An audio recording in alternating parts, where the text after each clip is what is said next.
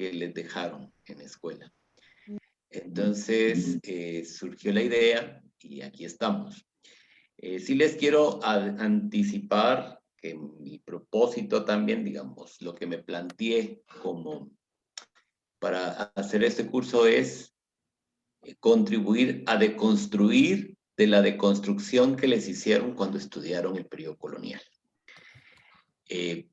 Por lo cual van a haber cosas que a lo mejor van a chirriar en su interior y tal vez no lo van a aceptar, ¿verdad? Porque como ahora estamos manejándonos más por lo que yo creo a lo que la evidencia, pero pues yo les propongo lo que he visto y lo que he estudiado al respecto del periodo colonial, que llamamos periodo colonial. Y también espero que con estas clases poder contribuir a su formación que vaya más allá de un meme, que no tiene fundamento histórico, sino que tiene un fundamento más sentimental de tomar partido. Ni aunque fuera como por broma una historiadora o un historiador va a estar tomando los memes como una referencia para poder señalar una situación histórica. Por eso ustedes se han dado cuenta, no comparto ningún meme que tenga que ver con arte, por muy gracioso que pueda ser, porque pienso que hay cosas, por ejemplo, puedo usar de meme a Bob Esponja, a Homero Simpson, a Bart Simpson, a los superhéroes, pero ya cosas así de ese calibre, pues desde mi punto de vista como que no. Entonces, insisto, mi punto de vista, ahí cada quien. Hoy vamos a hablar, por tanto, vamos a empezar nuestra primera sesión. Otra cuestión. Ayer hubo una pequeña confusión, pero por eso es que se acuerdan cuando surgió la idea, yo les decía, me escriben en Messenger, y cuando me escribieron en Messenger les decía, me da su mail, porque todo lo íbamos a manejar así, por un lado, y por otro lado eso me aseguraba que sí había interés. De hecho, para este curso entraron como 40 personas por Messenger, me dieron sus mails, luego les escribí, se acordarán, les dije para confirmar, y de esos mails que mandé para confirmar, solo retornaron 30, y por lo cual solo estoy manejando esas 30 personas que en su momento cumplieron con ese paso. Y por eso es que ayer, si ustedes se dieron cuenta, había un montón, es que no me mandó, es que no me llegó, es que no llegó porque no hubo una confirmación. Si había confirmación, los que confirmaron no tuvieron ningún problema, ¿verdad? Y lo mismo pasa con el de ahora.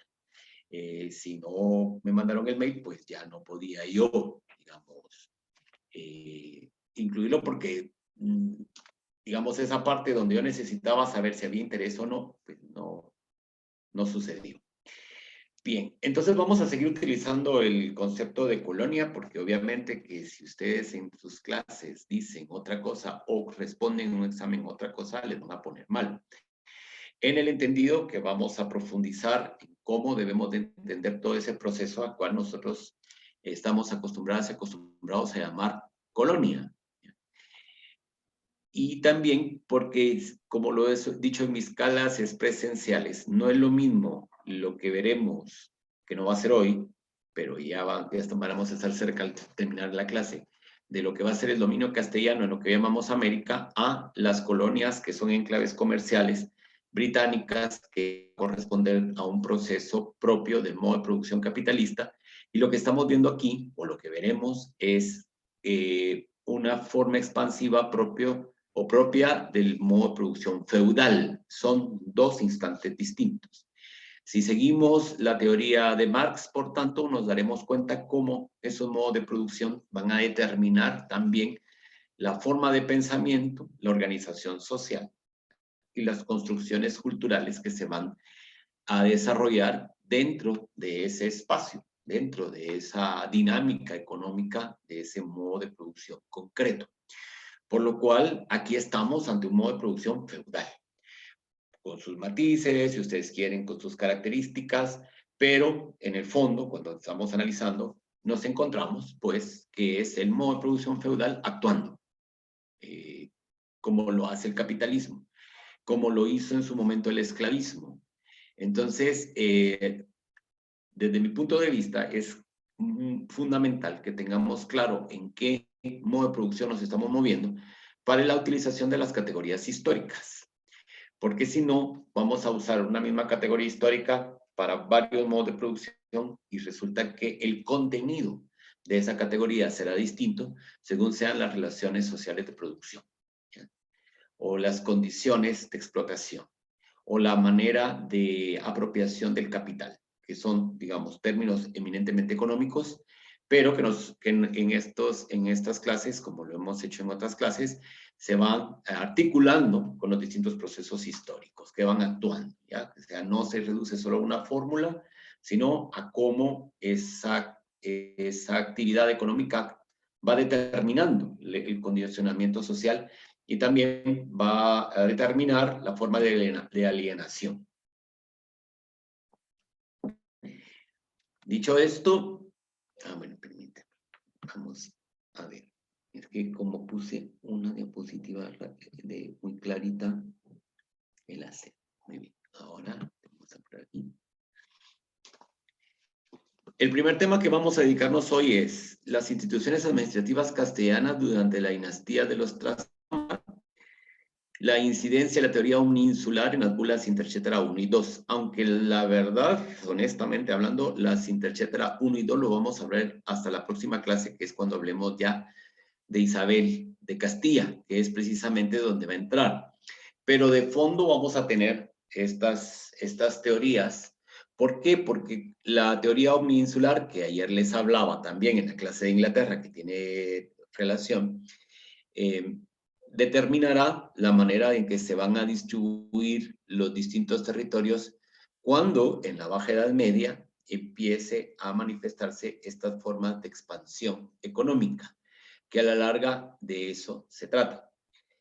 En la clase de ayer, ¿se acuerdan que cuando hablábamos de Ricardo Corazón de León, les dije que se había ido a las cruzadas?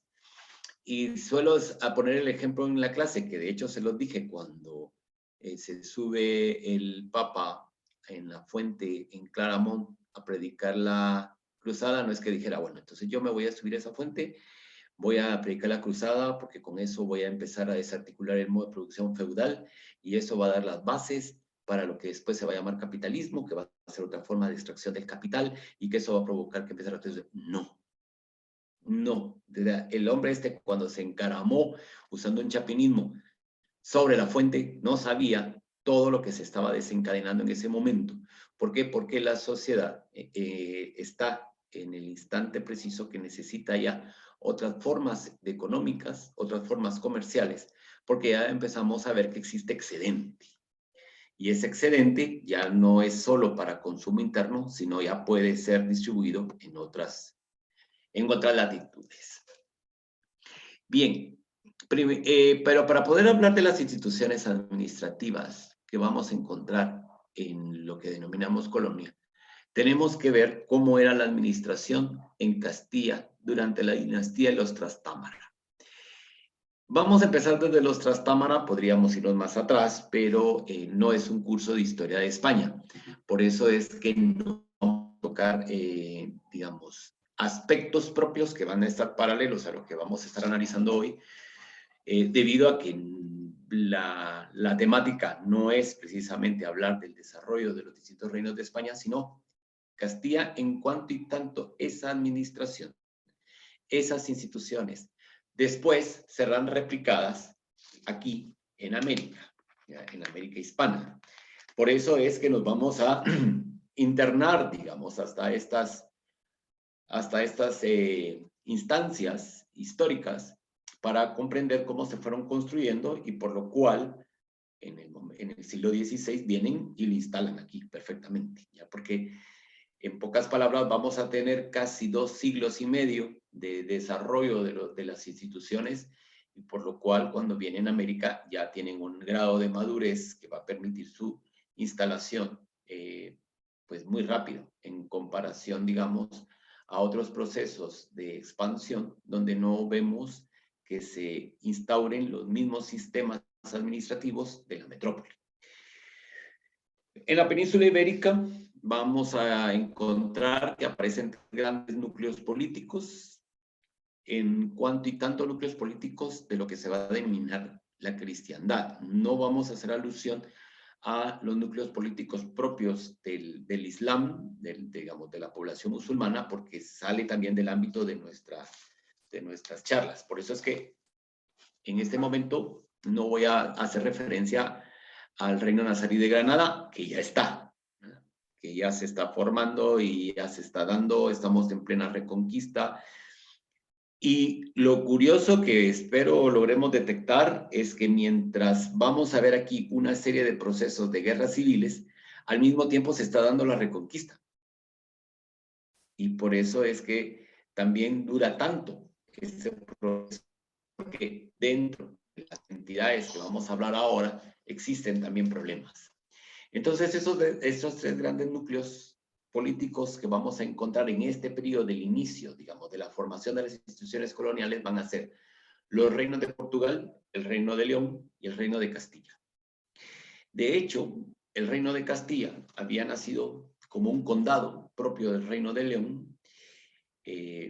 Las primeras noticias que tenemos ya de una codificación de leyes y de instituciones administrativas las encontraremos en León en el año 910, cuando existen ya unas actas que hablan de unas cortes que nos están haciendo referencia a una serie de leyes. ¿Por qué? Porque en el 910, en el siglo X, empieza nuevamente un interés especial por el derecho. Y el derecho que tienen más a mano, el que, digamos, hay reminiscencias, existen textos, es el derecho romano, que se va a ir complementando con el derecho germánico. En el caso de la península, los pueblos germánicos que van a llegar posterior al derrumbe del Imperio Romano de Occidente van a ser los godos y los visigodos, que se van a establecer precisamente en la península y que al momento de darse la invasión musulmana, pues son los que están presentes. Vamos a ver, creo que hay preguntas. Déjenme ver. Ah, no, son saludos de buenas noches. Muy bien. Ya vemos 32, creo que estamos completos. Sí, porque son 31 más yo, 32. Ahí estamos. Esos tres reinos, por tanto, permítanme, están tocando y no sé qué querrán.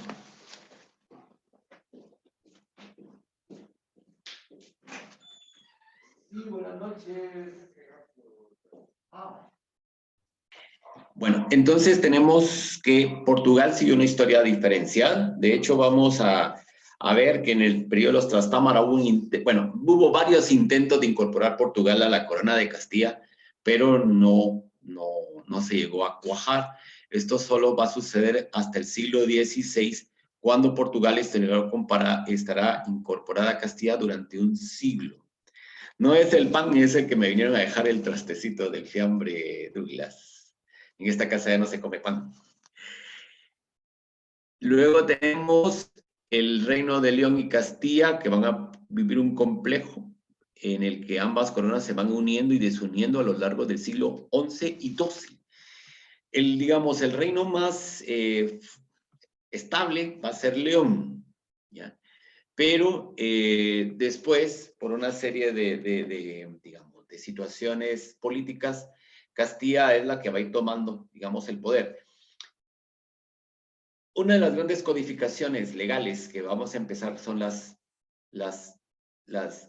10 tablas de Alfonso X, que son las primeras leyes también que empezamos a encontrar para Castilla. Y otra característica es cómo el dialecto, por decir una manera, que se hablaba en Castilla va a empezar a dominar y va a empezar a relegar a lo que se hablaba en León. León tenía un idioma muy parecido al gallego. Ya vamos a ver en el mapa por qué. Y obviamente de ahí va a derivar un desarrollo paralelo idiomáticamente con el portugués. El portugués y el gallego tienen mucha similitud, mayor similitud que el portugués y el castellano. Y bueno, y el castellano se va a empezar a formar. En las 7 partidas, perdón, de Alfonso X el Sabio, yo les había dicho 10, pero son 7, ya encontramos textos en latín, textos en árabe y textos en castellano.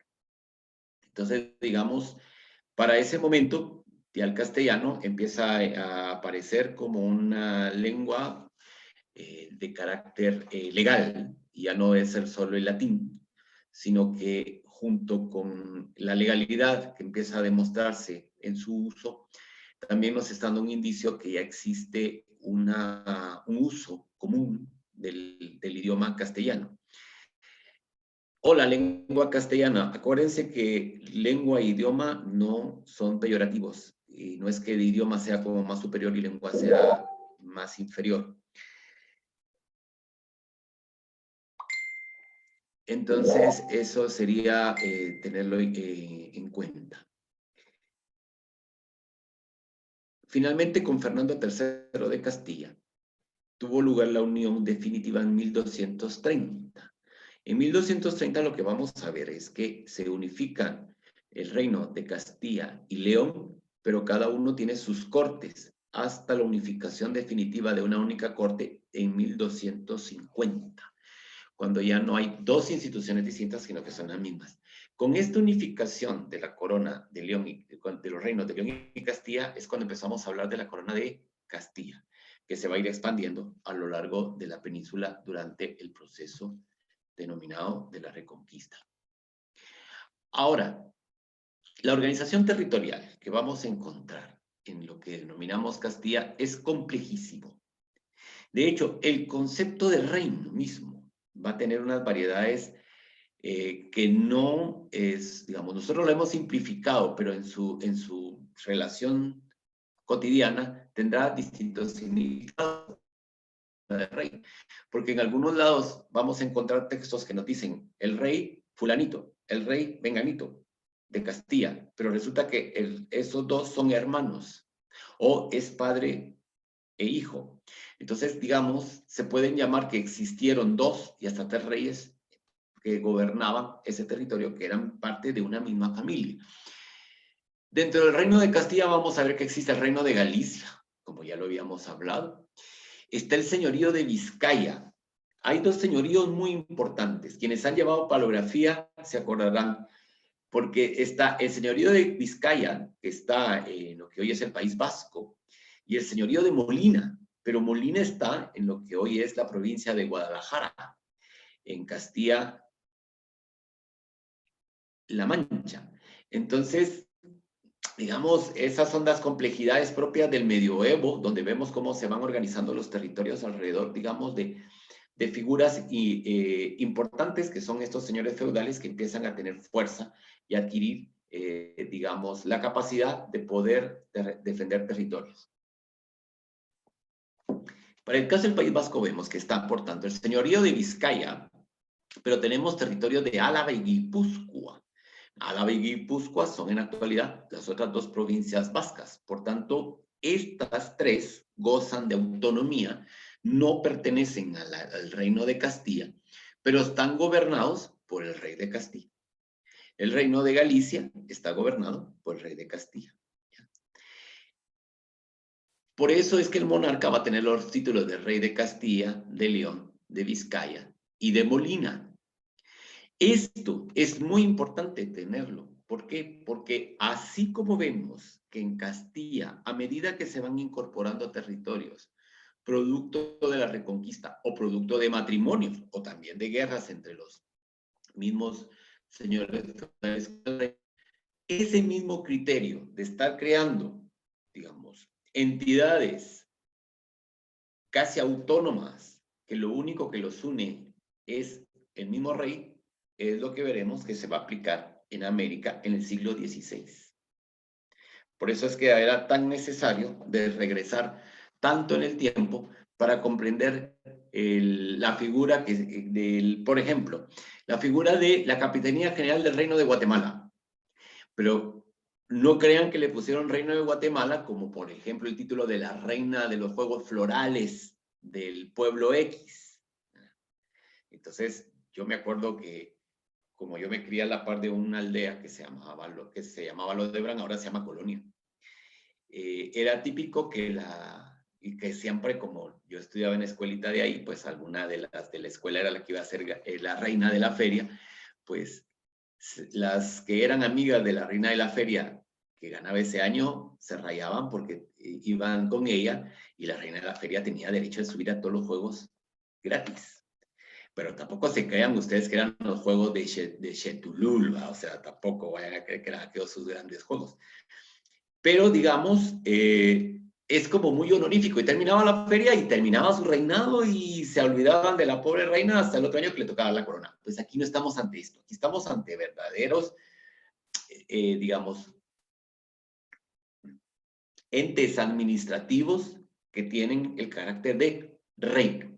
¿Ya? Ese es un reino. Entonces, por eso no son títulos de, digamos, honoríficos que dijeran que él es rey de Castilla, que él es rey de León, que es señor de Vizcaya. No, eso quiere decir que es señor de esos territorios.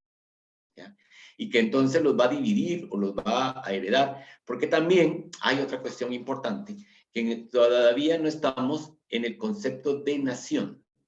Falta muchísimo el concepto de nación. Y por eso es que veremos que van a estar juntos en un momento, como le pasaba a Reino de León y Castilla. De ahí había otro rey y entonces resultaba que como era hermano del otro, entonces el padre que había unificado los dos decía, bueno, entonces para un hijo le toca León, al otro hijo les va a tocar Castilla, al otro le va a tocar Vizcaya, y se volvían a separar. Después venía un hermano y decía, no, yo quiero lo que tenía mi padre, empieza a pelear con sus hermanos y lo vuelve a juntar. ¿Ya? Entonces esto lo vamos a ir viendo conforme se va desarrollando, digamos, todo el proceso de la Baja Edad Media, que es donde estamos. ¿Qué va a determinar también este tipo de guerras? Lo que empieza a determinar también estos cambios es el hecho que van a surgir una serie de ciudades que no están vinculadas a señores feudales, sino que su vínculo es con el rey. A cambio, el rey les va a conceder ciertas mercedes. Las mercedes son ciertos privilegios. En el caso de las ciudades, esos privilegios se les denomina fueros, que son sus leyes particulares, que solo se van a vivir ahí, que son como una especie de constitución. De esta tradición de los fueros de las ciudades es lo que tenemos como herencia medieval el concepto actual de la autonomía municipal. ¿Por qué en muchos municipios, sobre todo del centro, digamos, del centro de Guatemala, me refiero a la capital y el área metropolitana, tienen policías municipales de tráfico? Porque su ley autónoma se los permite. Ahí es donde van a apelar precisamente ese derecho, que no es más que esa herencia medieval de la autonomía que gozaban las ciudades en relación a los señores feudales. ¿Ya? Por otro lado, económicamente las ciudades empiezan a crecer debido a que, al igual que lo vimos ayer en Inglaterra, en España empezará una gran producción lanar y también producción de telares. Por otro lado, veremos que ya hay los primeros intentos de forjar hierro y sobre todo en el norte empezarán a aparecer las primeras minas de carbón, que todavía no va a ser el mineral indispensable para digamos, para lograr calentar cosas, pero sí ya va a ser utilizado en algunas fundiciones. ¿Ya? Entonces, económicamente dejamos de ver ya una sociedad agrícola, no comercial, para empezar a ver una sociedad agrícola que empieza a tener unos atisbos de una distribución del trabajo más compleja, que no solo se va a reducir a campesinos y caballeros. En las ciudades, por tanto, vamos a encontrar herreros, empezamos a encontrar tejedoras, hilanderas, ¿verdad? Empezamos a ver ceramistas.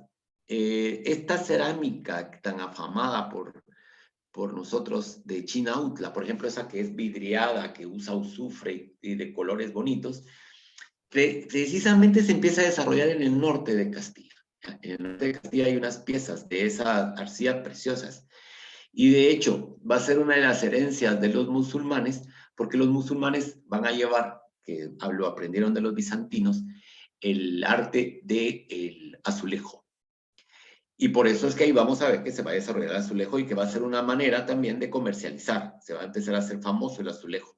Y como ya tenemos herreros, empezamos a ver que existe ya una fama de las espadas castellanas, especialmente toledanas, cuando el reino de Toledo se incorpora a Castilla en estos años subsiguientes.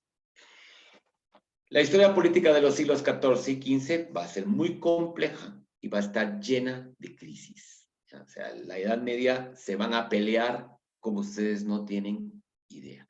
Quienes creen que en la Edad Media la gente se pasaba rezando o quemando a aquel que le parecía que le caía mal, pues está equivocado. ¿Ya? O que vivían en cuevas y que les daba miedo el sol porque creían que se les iba a caer encima, o que no. Esta gente se va a pelear muchísimo. ¿Por qué? Porque estamos viendo cómo se está forjando, digamos, una realidad que ya es los primeros signos de la descomposición del modo de producción feudal. Y es cómo los señores feudales empiezan a perder poder en relación a los reyes. Vamos a encontrar que hubo un fortalecimiento del poder real que va a conseguir Alfonso XI con la aprobación del ordenamiento de Alcalá de 1348. ¿Ya? Con ese ordenamiento encontraremos, por tanto, un orden, unas leyes, unas codificaciones, por lo cual los reyes ya no van a gobernar así por libre, sino se tendrán que supeditar a una serie de leyes. Algunas que van a ser otorgadas por los mismos monarcas, otras que van a ser arrancadas por los señores feudales, otras por rebeliones que vamos a encontrar con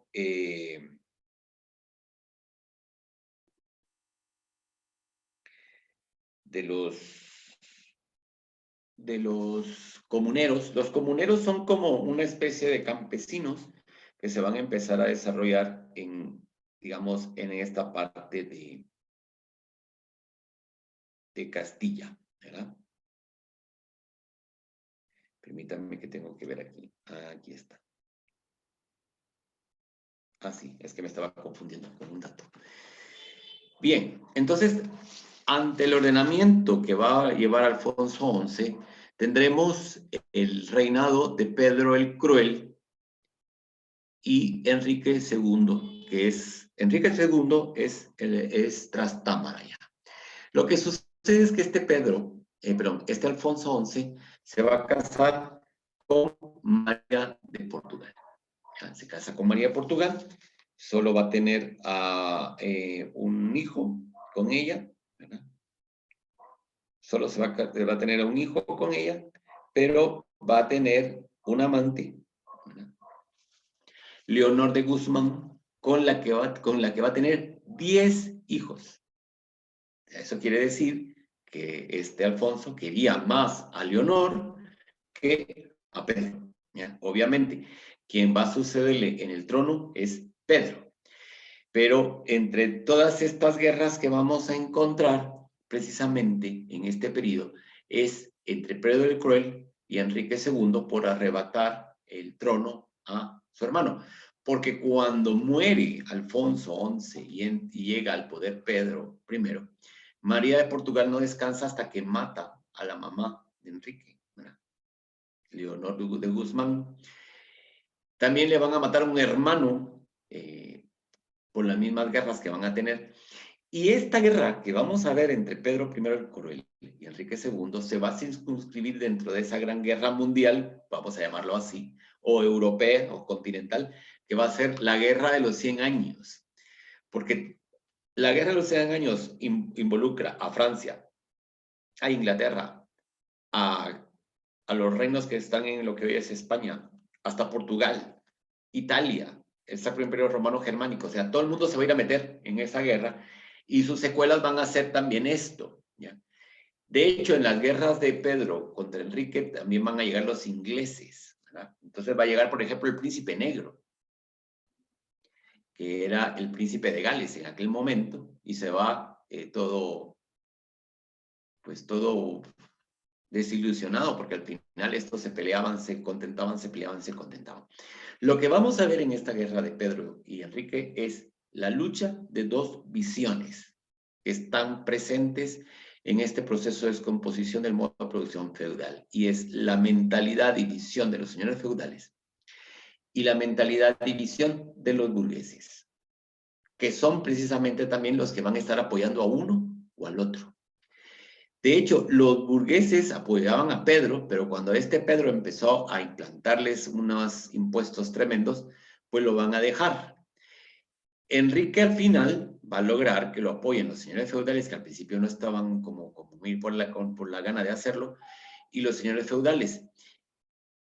Entonces, cuando Enrique gana, su victoria va a traer una nueva dinastía que es los Trastámara, que es de origen bastardo, pero como les explicaba a los que estuvieron en la clase de ayer, les va a parecer repetido lo que voy a decir ahora, pero como les he explicado, la bastardía no era considerado como algo de peyorativo o de exclusión social, sino que era como una parte también de la práctica social que vamos a encontrar. ¿De acuerdo? Si María de Portugal mata a Leonor es precisamente porque Alfonso favoreció más a los hijos de ella que a su propio hijo. Pero no porque estuviera ella reclamándole que le haya robado al marido. O sea, eso no le importaba. Ella estamos viendo un lío político, ¿ya? No van a creer que le agarraba ahí del pelo y unos grandes relajos en las fiestas. No, o sea, es que eso no existe en ese momento. Todas esas, digamos, todas esas acepciones familiares de que papá, mamá hay una fidelidad ciega, fiel y absoluta, van a ser sobre todo en el siglo XIX con el romanticismo, digamos, esa visión, aunque en la casa se viva como perros y gatos. Y faltarán, ¿qué? Estamos hablando del siglo XIV y estamos hablando que faltan casi 6 siglos para que esa mentalidad se imponga a nivel global. Pues Enrique va a inaugurar esta dinastía, que es la de los Trastámara, y que va a fortalecer el poder nobiliario, porque les va a dar mercedes, las mercedes enriqueñas, es decir, les va a dar privilegios. Por eso Enrique II, si a este se le conoce como el cruel, a este se le conoce como Enrique II de las mercedes. ¿Por qué? Porque al final tuvo que pagar, como todo político, que había tenido una guerra en aquella época con un hermano, un medio hermano, como es en este caso, pues los otros habían invertido en su guerra, pues entonces ahora tocaba pagar. ¿Ya? Entonces por eso es que vamos a ver eso. Precisamente el fortalecimiento del poder nobiliario que va a propiciar el segundo de Trastámara es lo que va a combatir después una de sus descendientes, que es Isabel. Todo lo que construyó su antepasado, ella lo va a desmontar. Y además, Enrique II Trastámara es antepasado no solo de Isabel, sino de Fernando.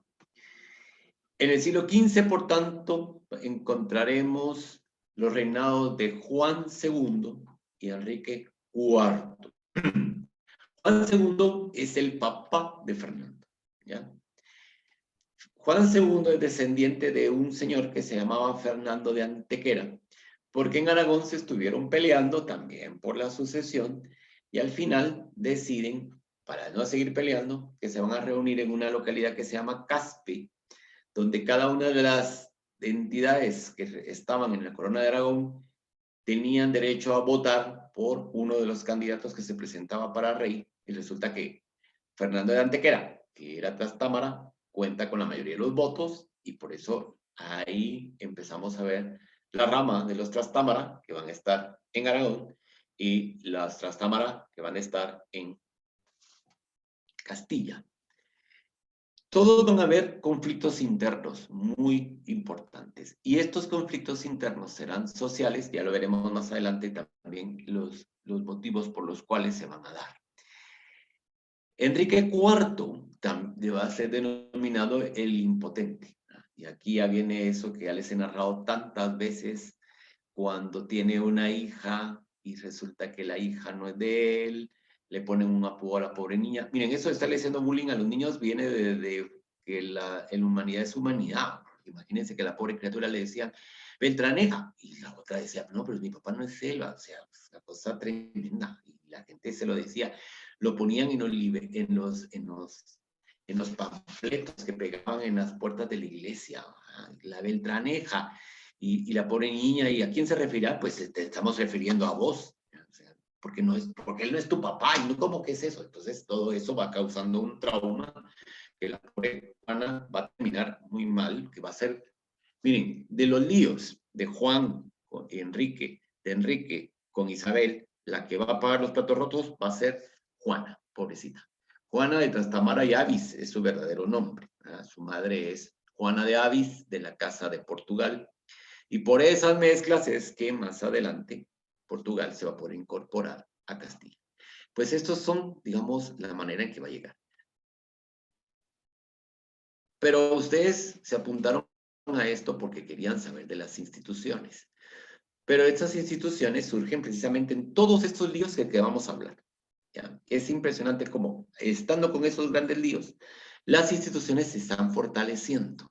¿Por qué? Porque están dándole un carácter formal a la administración.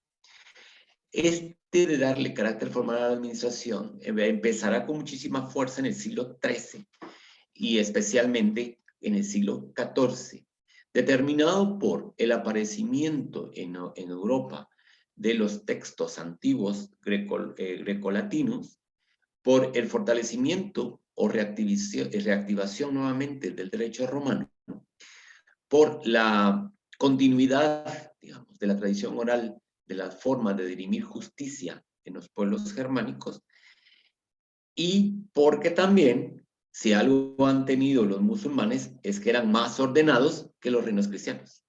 Y entonces a ellos les empezó a gustar ver esa administración, porque todo lo llevaban cuidadito, había una persona que tomaba nota, habían archivos, y te decía, bueno, miren ustedes, esto es un caos, pongamos orden. Ya lo veíamos con Alfonso, que dijo, bueno, ya Alfonso X puso un poquito de orden, nosotros tenemos que actualizar y lo vamos a juntar todo, entonces ya lo juntan en esas codificaciones de leyes. Esas codificaciones de leyes que ya vamos a encontrar inicialmente en el Reino de León, en 1980, y que posteriormente van a hacer otra codificación en 1200, y así van a ir, son precisamente los gérmenes, los puntos iniciales, o la génesis, perdón, esa es la palabra que quería decir, la génesis, de lo que después serán siglos y siglos después las constituciones. Porque son unas maneras de cómo se debe de conducir el ejercicio del poder real. Porque los reyes lo que van a hacer son justicias. Es la justicia superior, prácticamente. Esa es su función. Son como la última instancia a la hora de dirimir problemas que se pueden dar en una serie de situaciones. Aquí solo nos estamos refiriendo a los problemas legales que se pudieron haber dado en la corona de Castilla. Pero tenemos otras complejidades como van a ser los de la corona de Aragón, que van a dar origen a una cuestión que se llama los malos usos. Todos sabían que eran malos, pero los aceptaban. En el caso de Castilla no vamos a encontrar malos usos porque las codificaciones legales empezaron a ser muchísimo antes. Por eso es que no vamos a encontrar siervos tan explotados como lo vamos a ver en Cataluña, que son los famosos países de remensa, que siempre cuando hablamos de los países de remensa les hago alusión a que miren la serie de Netflix, La Catedral del Mar. Ahí está, sobre todo los primeros capítulos, ¿de acuerdo? Bien. Las instituciones, por tanto, el rey se veía asistido en su acción de gobierno por distintas instituciones centrales. El Consejo Real. Primero va a haber un Consejo Real, que son como una especie de ministros, ya que se van a dedicar a asesorarle en una serie de situaciones, son como sus asesores. Luego tenemos una audiencia, que es la encargada de la administración de justicia. La audiencia podría ser como la Corte Suprema. ¿Y quién es la cabeza de la Corte Suprema? El rey. Esa es su mayor función. Y luego tenemos una Real Hacienda, que se va a encargar de los impuestos. El gran problema que tenemos para Castilla es que antes de todas las codificaciones era tan desordenado que provocaba grandes levantamientos y rebeliones. De hecho, vamos a ver levantamientos de las ciudades porque tienen derechos de fuero. Y esto perjudica, digamos, en cuanto a que desestabiliza los distintos sistemas. Una cuestión que sí también se identifica en Castilla es que cada vez que hay algún problema cada vez que hay alguna situación así rara, extraña, adversa, de levantamiento popular, entonces los reyes vienen y desvían la atención hacia los judíos. Por lo cual, lo de las cortinas de humo no es invento del capitalismo. Ya existían. ¿Ya? ¿Cuál era, digamos, de la forma de liberar presión social, el catalizador en estos problemas sociales? Los judíos. Y por eso vamos a ver distintos pogroms.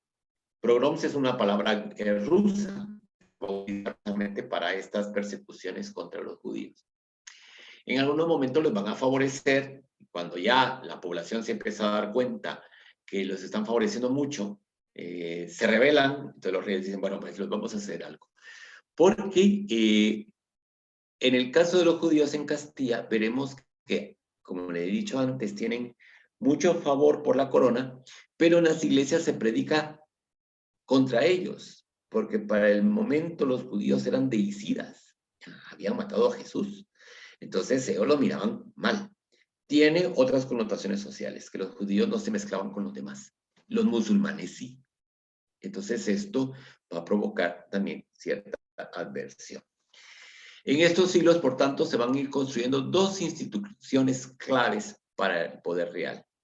Un ejército real permanente, ¿ya? Empiezan los reyes a pagarles a un ejército propio de ellos y que les va a ser muy útil, y sobre todo a Isabel, para poder sojuzgar a los señores feudales.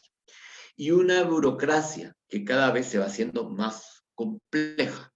Esto a partir del siglo XIV va a estar muy marcado porque se van a empezar a formar los letrados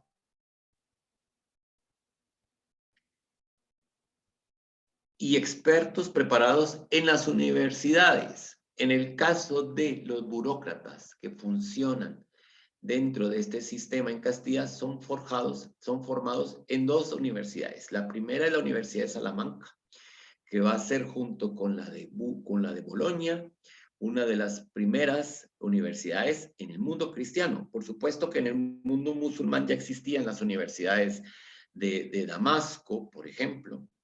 Ya estaba la Universidad de Alejandría, ya va a estar la Universidad de Córdoba, ¿ya? Pero los conceptos de universidad, como los manejamos nosotros, pues obedecerán precisamente a esa órbita, a esa mentalidad cristiana, donde se va a enseñar, y en los dos mundos de universidades se enseña lo mismo. Se enseña filosofía aristotélica, porque Aristóteles va a tener mucha fuerza tanto en el mundo cristiano como en el mundo musulmán. Platón también, pero les gusta más Aristóteles. Y obviamente el desarrollo de ciertas ciencias, como van a ser la alquimia, la astronomía y la física. En la física se incluye lo que es la matemática, ¿ya? Entonces, esto es bien importante tenerlo en cuenta. Y luego viene otra rama, que es precisamente la que más burócratas produce, que es la retórica y las letras. La retórica no es más que la manera de saber hablar y también de saber plantear las situaciones. Y esto para la administración es sumamente importante. Con esto le construyó algo cuando se dice es que eran salvajes y venían y no tenían leyes. Había una burocracia que ya estaba formada. Es decir, van a haber gentes que van a llegar por cuello, por supuesto, ¿verdad? Los que están en las cortes, porque son señores feudales, porque ya por las mercedes que les expliqué con Enrique, pues van a tener como un acceso más directo al rey. Pero quienes llevan el papeleo, la administración, son los burócratas, ¿ya? Que muchas veces son hidalgos, pero que no tienen, digamos, tienen el título de hidalguía, pero que no llega a un nivel de tener riqueza, se han empobrecido por una serie de circunstancias. Y aunque son menos conocidas, hay también hidalgas, por decir una manera, que van a participar de la administración. Los trastámara tienen una característica que yo quisiera resaltar, y es el hecho que las mujeres tienen una capital importancia. De hecho, en Castilla las mujeres van a ser fundamentales en la manera de la conducción digamos, de los destinos del reino. Si no, ahí tenemos a una mujer tan importante como va a ser María de Molina, que va prácticamente a ser, y de hecho algunos textos la reconocen como la que funda lo que va a ser las Cortes Castellanas. O sea, es una administradora nata. Una guerrera nata. ¿Por qué? Porque va a pelear por su hijo, por su nieto, antes por su esposo, va a determinar quién es rey, quién no es rey, va a destituir gente. O sea, eso no lo hace, no lo vemos en otros lugares, así, con esa contundencia. Ya lo vimos con Leonor Guzmán, ¿verdad? Que obviamente no haga que Leonor Guzmán se pasaba tejiendo y haciendo bordados, sino si sus hijos estaban peleando, pues ella también estaba al lado, ¿no? Porque sabía que si perdían, morían todos. Entonces esto lo tenemos que tener muy en cuenta. Sigamos porque son como 20 y apenas ni hemos llegado a los mapas. En el siglo XII nacieron las cortes, la asamblea estamental formada por representantes del pueblo, el clero y las ciudades. Uno de los derechos que van a adquirir las ciudades a los fueros es mandar representantes a cortes. Este organismo carecía de poder legislativo, pero decidía sobre los impuestos extraordinarios y tenía la capacidad de presentar peticiones al rey. A medida que van desarrollando la institución de las cortes, también las cortes son las que van a determinar y reconocer al heredero o a la heredera. Por eso es que una vez nacido quien iba a ser el heredero o la heredera, tenían que llevarlo a las cortes. Las cortes se reunían y le decían, bueno, sí, es el legítimo hijo, es la legítima hija, y por tanto la reconocemos como sucesora. Pero si las cortes decían no, entonces no. No era como que automáticamente, ya nací yo, hijo del rey, soy el primogénito, me toca. No, porque si las cortes yo les caía mal, que lo estoy exagerando, pues, y a lo mejor al otro les caía bien, ¿sí? De hecho, eso vamos a ver el problema que va a existir con la sucesión de Fernando el Católico, en el caso de Carlos y de Fernando, hijo de Juana y de Felipe Hermoso. Juana de Castilla y Felipe el Hermoso. Muy bien. La administración local se va a basar en las instituciones de los consejos. Atención, los consejos o ayuntamientos, ¿ya? Que son en la actualidad lo que denominamos municipalidades. Busquen en su municipio donde se encuentren quiénes son los del consejo. Se darán cuenta que es con C. Viene desde esta época. Y lo he pronunciado para que se entienda que no es S, es T. ¿De acuerdo? Los consejos. Claro, nosotros como no pronunciamos las T, decimos consejos a los dos. Pero en el caso de los consejos municipales se escribe con C y viene de este periodo. Y estos ayuntamientos van a terminar bajo control de las oligarquías urbanas. Como ya hay comercio, como ya hay un capital que va quedando, pues ya se van formando oligarquías, que van a estar constituidas por la nobleza, el clero y los burgueses, porque algunos nobles empobrecidos se van a ir a enriquecer a las ciudades, ¿ya? Y van a tener dentro de sus términos de señoriales también ciudades, que no dependen de ellos, pero se van a beneficiar del comercio. Bien, en esta tablita creo que nos va a quedar mejor. Aquí tenemos el rey, su función es gobernar, aplicar y cambiar las leyes. Este es el que decide, vamos a cambiar esta ley porque no me gustó tal. Y impartir justicia. Del rey emanan 3 instituciones. El Consejo Real, asesora al rey en el gobierno. La audiencia, que es el órgano supremo de justicia. Interesante la audiencia porque también en el caso de los virreinatos y las capitanías generales en América, quien las gobierna es la audiencia. Quien es cabeza de la audiencia es el presidente de la audiencia. ¿De acuerdo?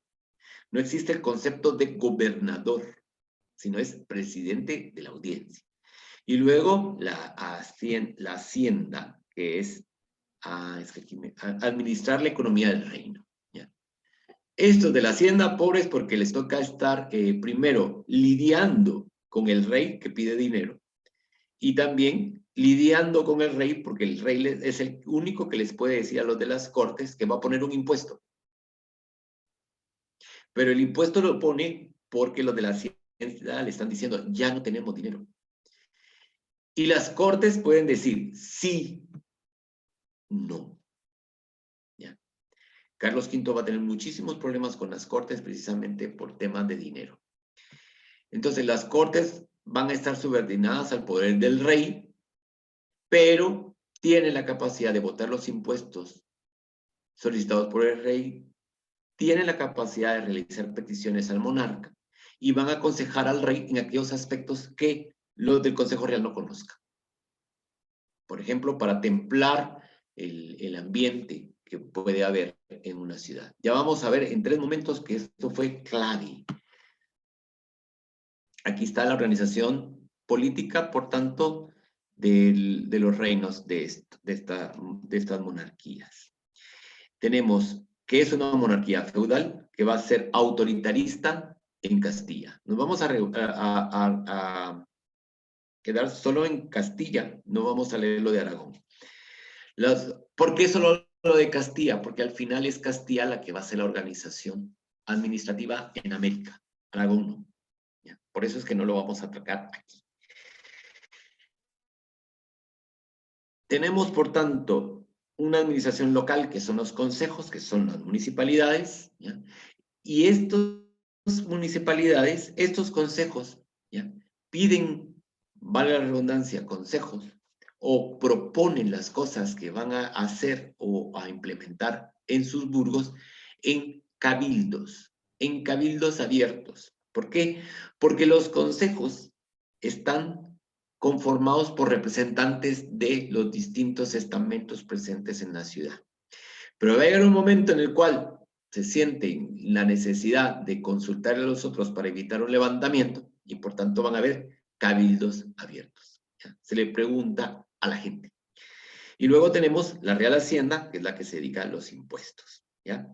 Entonces tenemos la justicia, que en el caso de Castilla va a estar por medio de una cancillería, unas cortes, que su origen es la curia regia, que es tradición romana. La composición es sobre nobles, clero y ciudades, y sus funciones es sugerir leyes y aprobar impuestos.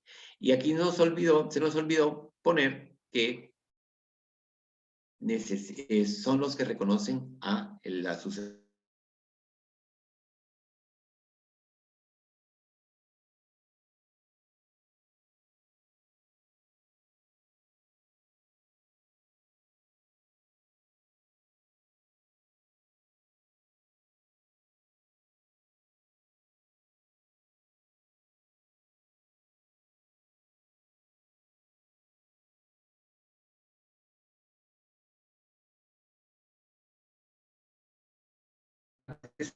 La audiencia no.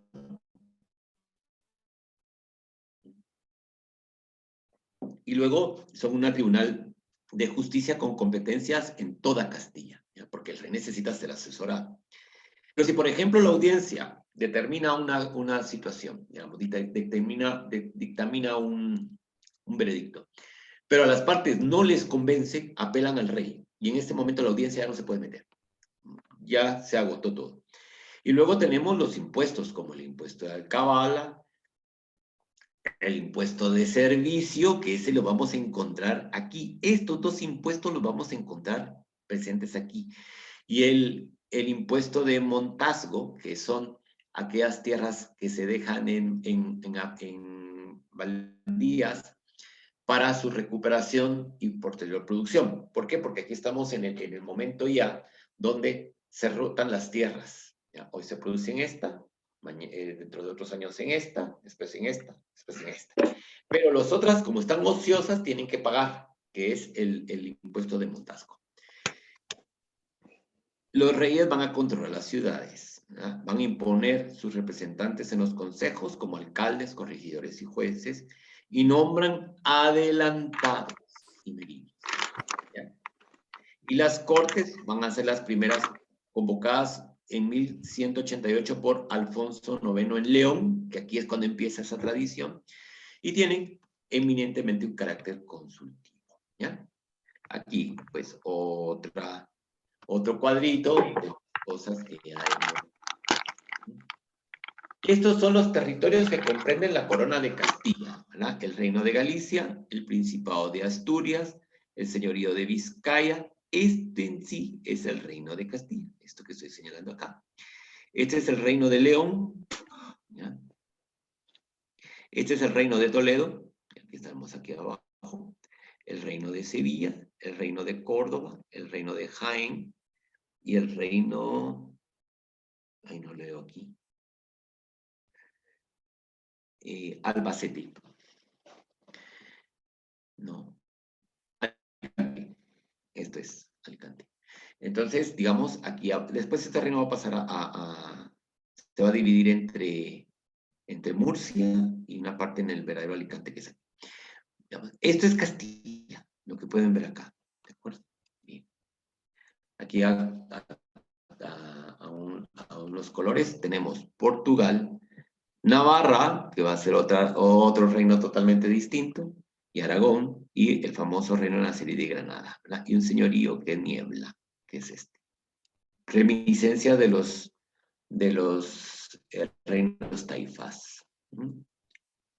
Murcia, Toledo, Castilla, Álava, Vizcaya, Guipúzcoa, Asturias, Galicia y León y Extremadura, ¿verdad? Esos son los nombres que tenemos ahora, y Andalucía, que aquí lo podemos ver.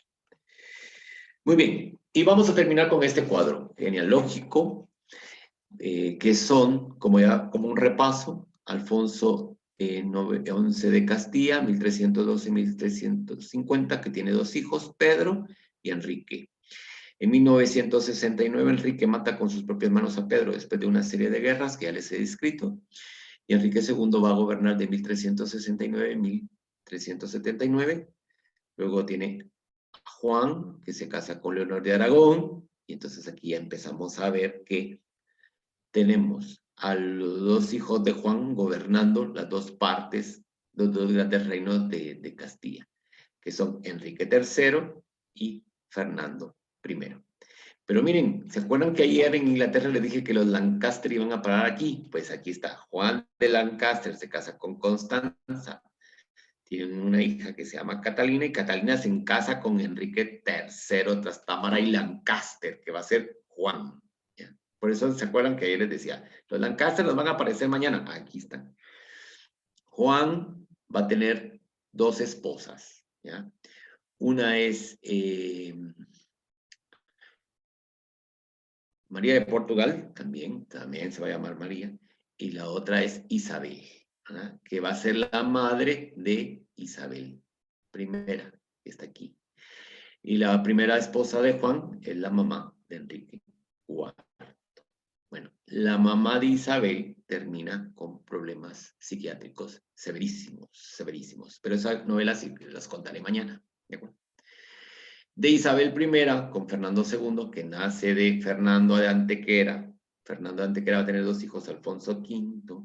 Después se pelea Alfonso V con su segundo hermano, gana a su segundo hermano, que es Juan, que se casa con Blanca de Navarra. Y estos van a tener un hijo que es Fernando, que es el que se casa con Isabel, y van a tener una hija que es Juana, que aquí estamos, ¿de acuerdo? Y este es el escudo de la dinastía de los Trastámara. Y nos vamos a quedar aquí porque ya son las 8:04 y yo me comprometí que iba a ser solo 1 hora.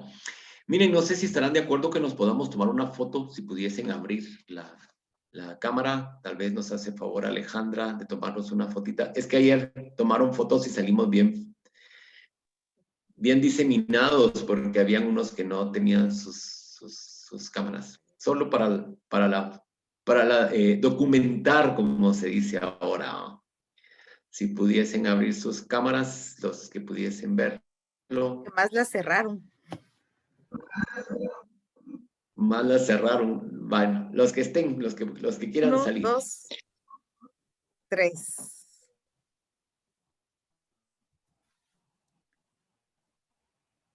Ahí estamos. ¿Ya? No. No, falta la otra mitad. Perdón, ayer hubo Ahorita les voy a clase. explicar. ¿Ya? Es que la Bueno. cierran las cámaras. Bueno, Bueno, hable. bueno, ya está, con unas que tengamos ya. Sí. Ahí está. Es que parece que son los problemas que se tienen por el internet. A ver, acuérdense que hay dos cursos. Uno es el de Historia Breve de Inglaterra, que son 4 sesiones. Ayer tuvimos la primera, mañana la segunda y terminamos la otra semana. Curso que se hizo tomando como pretexto la serie La Corona, que va a empezar el 15, la 4ª temporada. Como alguien me preguntó, ¿tengo que haber visto la serie? No, es el pretexto. O sea, solo era para, pues, vamos a poner ese pretexto, pero tenemos ganas de hablar de Inglaterra. Y este segundo, que es instituciones coloniales, institución sociopolítica colonial, como les contaba al inicio, fue fruto de una conversación que tuvimos con Jimena Castañeda, que es la auténtica y verdadera artífice de este proyecto, a la cual le agradezco muchísimo el que nos hubiese dado la idea, y que es martes y jueves. Este curso tiene 8 sesiones. Este sí es más largo. Muy bien, pues muchísimas gracias. Gracias por haber abierto las cámaras.